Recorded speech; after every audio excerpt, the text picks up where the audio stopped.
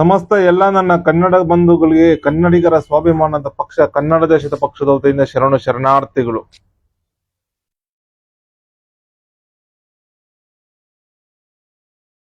ಒಬ್ಬ ತಮಿಳು ನಟ ತಮಿಳು ಭಾಷೆಯಿಂದ ಕನ್ನಡ ಭಾಷೆ ಹುಟ್ಟಿದೆ ಅಂತ ಹೇಳ್ಬಿಟ್ಟು ಒಂದು ವಿವಾದಾತ್ಮಕ ಹೇಳಿಕೆ ಕೊಟ್ಟಿದ್ದಾರೆ. ಆ ಹೇಳಿಕೆಯನ್ನ ಸಮಸ್ತ ಕನ್ನಡ ಬಂಧುಗಳ ಪರವಾಗಿ ನಮ್ಮ ಕನ್ನಡ ದೇಶದ ಪಕ್ಷದ ವತಿಯಿಂದ ತೀವ್ರವಾಗಿ ಖಂಡಿಸ್ತಾ ಇದೀವಿ ಈ ಮಾತನ್ನ. ಹಾಗೆ ಅದರಲ್ಲೂ ಒಬ್ಬ ಕನ್ನಡ ಚಿತ್ರರಂಗದ ಒಬ್ಬ ಹೊರನಟ, ಅದ್ಭುತ ನಟ ಮಾನ್ಯ ರಾಜ್ಕುಮಾರ್ ಅವರ ಮಗ ಶಿವರಾಜ್ ಕುಮಾರ್ ಅವರು, ಅಂತಹ ಮೇರು ನಟ ಮಗ ಶಿವರಾಜ್ ಕುಮಾರ್ ಅದೇ ವೇದಿಕೆಯಲ್ಲಿ ಇದ್ದಾರೆ. ಅವ್ರು ಹೇಳಿದ ಮಾತುಗೂ ತಲೆಯಲ್ಲಿ ಆಡಿಸಿದ್ದು ತುಂಬಾ ದೊಡ್ಡ ಅಕ್ಷಮ್ಯ ಅಪರಾಧ. ಇದು ಕ್ಷಮಿಸಲಾರದಂತಹ ಅಕ್ಷಮ್ಯ ಅಪರಾಧ. ಇದು ಶಿವರಾಜ್ ಕುಮಾರ್ ಅವರೇ, ನೀವು ಕನ್ನಡ ಚಿತ್ರರಂಗದಲ್ಲಿ ಮೊದಲಿನ ಸಕ್ರಿಯವಾಗಿ ಕೆಲಸ ಮಾಡಿ ಒಳ್ಳೆ ಹೆಸರು ತಗೊಂಡಿದ್ರ, ಒಳ್ಳೆ ಹೆಸರು, ಒಳ್ಳೆ ಇದು ಎಲ್ಲ ಪ್ರತಿಯೊಂದು ಚೆನ್ನಾಗಿ ಮಾಡಿದ್ರ, ತುಂಬಾ ಸಂತೋಷ. ಎಲ್ಲ ಇದು ಒಪ್ಕೊಬೇಕಾದಂತದೆ. ತಾವ್ ಯಾಕೆ ಈ ರೀತಿ ಒಂಥರ ಯಾರನೋ ಅಭಿಮಾನ, ಅವ್ರ ಮೇಲೆ ನಿಮ್ಮ ಅಭಿಮಾನ ಇದ್ರೆ ನೀವು ಇಟ್ಕೊಳ್ಳಿ, ನಮ್ಗೆ ಬೇಡ ಅನ್ನಲ್ಲ.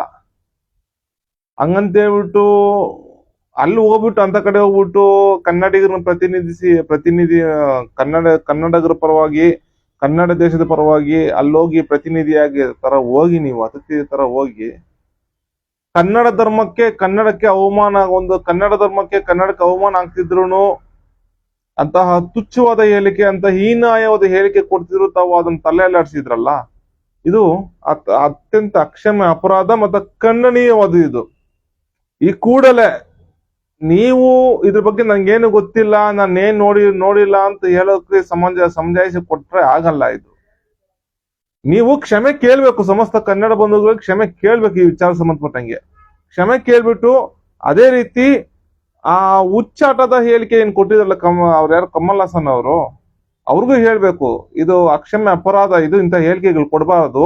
ನೀವು ತಿಳಿ ಹೇಳ್ಬೇಕಾಗಿತ್ತು ಶಿವರಾಜ್ ಕುಮಾರ್ ಅವರೇ.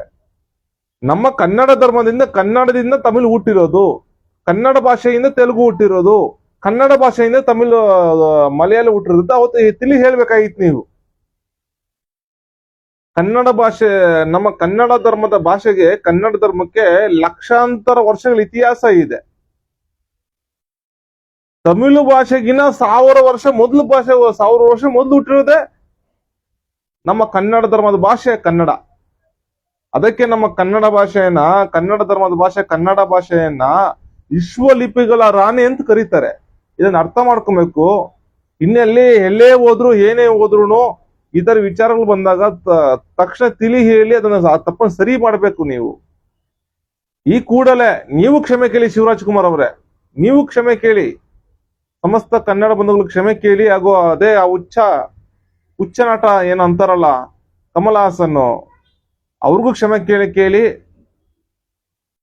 ಕೇಳಿಬಿಟ್ಟು ಈ ವಿವಾದ ಇಲ್ಲಿಗೆ ತದಂಗ್ ಮಾಡಿ ಸಾಕು. ಈ ವಿವಾದ ಸಾಕು. ಇನ್ನಿದು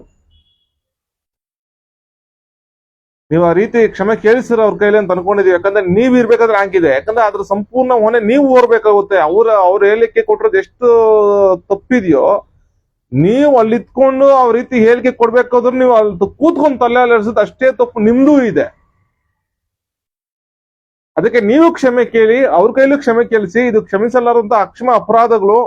ಈಗಾಗಲೇ ಒಬ್ಬ ನಟ ತುಂಬಾ ಕನ್ನಡಿಗರ ಬೆಳೆಯವರೆಗೂ ಕನ್ನಡ ಅನ್ಕೊಂಡಿದ್ದು, ಬೆಳೆದಿದ್ದಾದ್ಮೇಲೆ ಕನ್ನಡಕ್ಕೆ ಪ್ರೋತ್ಸಾಹ ಕೊಟ್ಟು ಅವ್ರನ್ನ ಗೆಲ್ಲಿಸಿದಾದ್ಮೇಲೆ ಇನ್ನೊಂದು ರೀತಿ ಹಾಡ್ತಿದ್ದಾರೆ. ಆ ಸಾಲಿಗೆ ನೀವು ಸೇರ್ಕೊಂಡು ಅಂತ ಹೊರನಟ, ಮೇರು ನಟ ಅಂತಹ ರಾಜ್ಕುಮಾರ್ ಅವ್ರಿಗೆ ಕಲಂಕ ತರಕ್ ಹೋಗ್ಬಿಡಿ ಶಿವರಾಜ್ ಕುಮಾರ್ ಅವರೇ. ದಯವಿಟ್ಟು ಈ ತಪ್ಪನ್ನ ಇಲ್ಲ ಸರಿ ಮಾಡ್ಕೊಂತೀರ ಅಂತ ಭಾವಿಸ್ತಾ ಇದೀವಿ. ಈ ಕೂಡಲೇ ಇದ್ರ ಬಗ್ಗೆ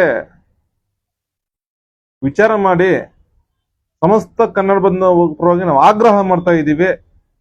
ಈ ಕೂಡಲೇ ಇಬ್ರು ಕ್ಷಮೆ ಕೇಳಿ. ಸಮಸ್ತ ಕನ್ನಡ ಬಂದ ಕ್ಷಮೆ ಕೇಳಬೇಕು.